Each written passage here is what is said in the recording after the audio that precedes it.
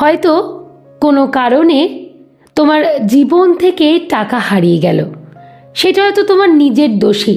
আচ্ছা, হারিয়ে গেল মানে আমি এখানে টাকা চুরি হয়ে গেল এটা কিন্তু বলছি না। আমি বলছি আমরা অনেক সময় না জেনে বুঝে এমন কিছু টাকাকে নষ্ট করে ফেলি বা শেষ করে ফেলি, পরেতে গিয়ে হাত কামড়াই যে তখন ওই টাকাটা নষ্ট না করলেই বুঝি ভালো হতো। এইটা মানেই তো টাকা তোমার কাছ থেকে চলে যাচ্ছে বা কোথাও না কোথাও গিয়ে হারিয়ে যাচ্ছে।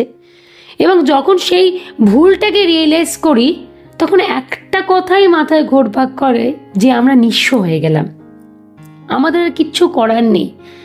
আমার জীবনটা বুঝি এইখানেই থমকে গেল, আর সামনের দিকে এগোনো হয়তো হয়ে উঠবে না। একটা কথা মনে রাখবে, সেইটা তুমি যেটা মনে করছো যে তোমার জীবন এখানেই শেষ, ধ্বংস হয়ে গেল, না, সেইখান থেকে তোমার জীবনের নতুন অধ্যায় শুরু হলো। একেবারে ঠিক কথা শুনছো। অনেক মানুষ ভেঙে পড়ে, হীনমন্যতায় ভোগে, আর সামনের দিকে এগোতেই পারে না। কিন্তু এইটা কখনো ভাবার বিষয় নয়। তোমাকে মনে করতে হবে যে না, আমি একটা ভুল করেছি, ভুল থেকেই তো আমাকে শিক্ষা নিতে হবে। তুমি যদি ভুল থেকে শিক্ষা নিতে না পারো তাহলে তুমি যেই তিমিরে পড়েছিলে সেই তিমিরেই পড়ে থাকবে। আর যদি ভুল থেকে শিক্ষা নিতে পারো তাহলে দেখবে তুমি একদিন অনেক টাকার মালিক হতে পারবে। আমি আজকে মূলত টাকার 3টি শিক্ষা নিয়ে আলোচনা করব। গোটা ভিডিওটিতে অনুরোধ রইল আমার সাথে একটু থাকো, মন দিয়ে ভিডিওটি শুনো। আশা করি তোমরা অনেকটা উপকৃত হবে। বাড়তি কথা না বলে একেবারে শিক্ষাগুলো নিয়ে আলোচনা করছি।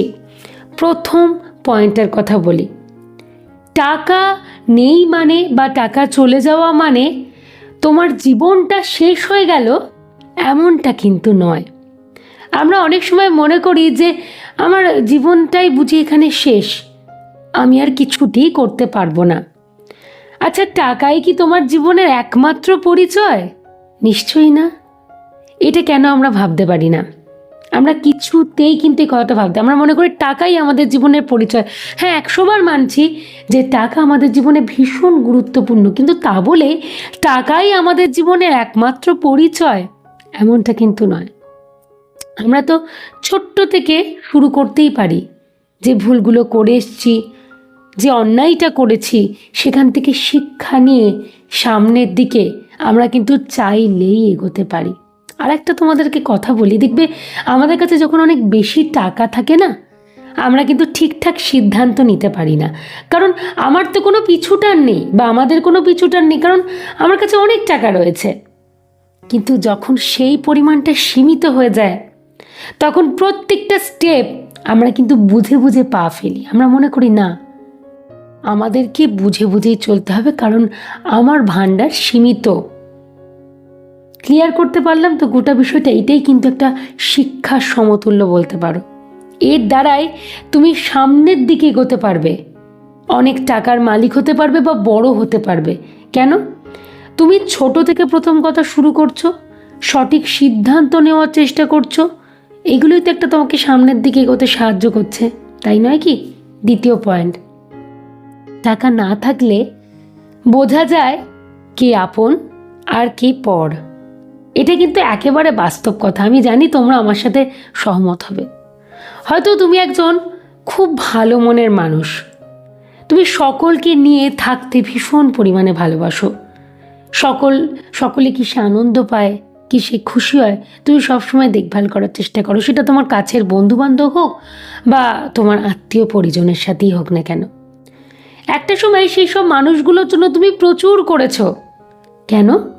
তোমার কাছে সে সময় তো অঢেল টাকা ছিল। আজকে তোমার যে কোনো পরিস্থিতির কারণে সেই টাকা হয়তো আজকে নেই, পরিমাণটা অনেক কমে গেছে। হয়তো আমাদের জীবনে নানা রকম পরিস্থিতি আসে, দেখছো সেই মানুষগুলোই তোমাকে চিনতে পারছে না। আজকে তাদেরকে তুমি কিছু দামি দামি গিফট দিতে পারছো না বলে, ভালো মন্দ হয়তো খাবার তাদের কাছে পৌঁছে দিতে পারছো না বলে আজকে হয়তো তারা তোমার সামনের দিকে তাকিয়েও একটু কথা বলে না। তোমার পাশাপাশি চলে গেলেও বা পাশ দিয়ে চলে গেলেও হয়তো সে অর্থে খুব একটা যে কথা বলা বা তোমার খোঁজ নেওয়া সেই চেষ্টাও করে না। বাড়ির কাছাকাছি থেকেও হয়তো করে না। কেন?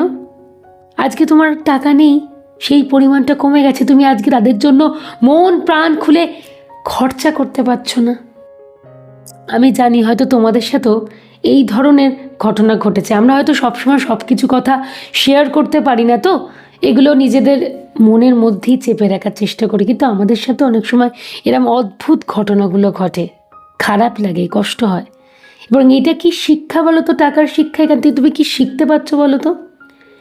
আজকে যদি তুমি ভবিষ্যতে তুমি টাকার মালিক হতে পারবে, বা তোমার জায়গাটা ধরো একটু ভালো হলো, তখন তুমি এইসব মানুষগুলোকে চিনে নিতে পারবে যে না, একটা সময় এরা কিন্তু আমার কেউ খোঁজটি নেয়নি, তাহলে এদের জন্য আর টাকা নষ্ট করব না। এইটুকু তুমি বুঝতে পারবে। আর টাকা নষ্ট না করা মানেই তুমি আস্তে আস্তে টাকার পরিমাণটা বাড়াতে পারছো। খুব সিম্পল একটা বিষয়। 3 নম্বর শিক্ষার কথা বলি। অল্প টাকা নিয়েই না বাঁচতে শুরু করো, মানে অল্প টাকা দিয়ে সব কিছু শুরু করো। মানে আমি বলতে চাইছি, আমাদের জীবনের যে ধারাটা, লাইফস্টাইল যাই বলো না কেন, সেটাকে একটা সীমিত অবস্থার মধ্যে রাখতে, একটা মাঝারি অবস্থার মধ্যে রাখতে। আমরা অনেক সময় কি করি, বা আমাদের লোভের বশতই বলতে পারো, আমরা ভাবি দামি বাড়ি চাই, মানে বড় বাড়ি, দামি গাড়ি, দামি ফোন, ব্র্যান্ডেড জামা কাপড়, জুতো, ঘড়ি, সব কিছু আমাদের দামি দামি চাই। স্টেটাসটা নিজেদেরকে মেনটেন করতে হবে, লোক সমাজে নিজের স্টেটাসকে দেখাতে হবে, সবসময় একটুখানি উঁচুতলার মানুষদের সাথে একটু মেলামেশা করতে স্বাচ্ছন্দ্য বোধ করি। কেন? আমার মনে হয় জীবনধারাটাকে এমন একটা জায়গায় রাখো, কোনোদিন যদি তোমার কাছে অর্থ কমেও যায়, যাতে তোমার অসুবিধা না হয় সেই জীবনটা নিয়ে চলতে। অনেক মানুষ দেখবে এমন একটা লাইফস্টাইলের মধ্যে দিয়ে থাকে, যখন কোনো কারণে তার জীবনে কোনো বিপর্যয় আসে, অর্থ কমে যায়, তখন তারা সেটাকে মেনে নিতে পারে না। এখনকার দিনে খবরের কাগজের পাতা খুললে তোমরা নিশ্চয়ই সেটা বুঝতে পারো, দেখতে পাও যে কত মানুষ এইভাবে ডিপ্রেশনে চলে যাচ্ছে, আত্মঘাতী হচ্ছে, কত রকম নিউজ তো দেখতে পারো। কেন বলো তো? তারা একটা লাইফস্টাইল বিলং করে এসছে। আজকে যখনই সেটা পাচ্ছে না, তখন আর নিজেকে মানিয়ে নিতে পারছে না, বা গোটা বিষয়টা মেনে নিতেই পারছে না। তাই বলে একটা সাধারণ জীবনযাপনের মধ্যে থেকো, যাতে তোমার কোনোদিন অভাব এলেও তুমি সেটাকে মানিয়ে গুছিয়ে নিতে পারো, আর ভালো থাকলে তো ভালো কথাই। অতিরিক্ত দেখনদারি, অতিরিক্ত টাকা দেখানো কোনো দরকার নেই, তাহলেই ভালো থাকতে পারবে। ক্লিয়ার করতে পারলাম সহজ 3টি টাকার শিক্ষা বলতে পারো।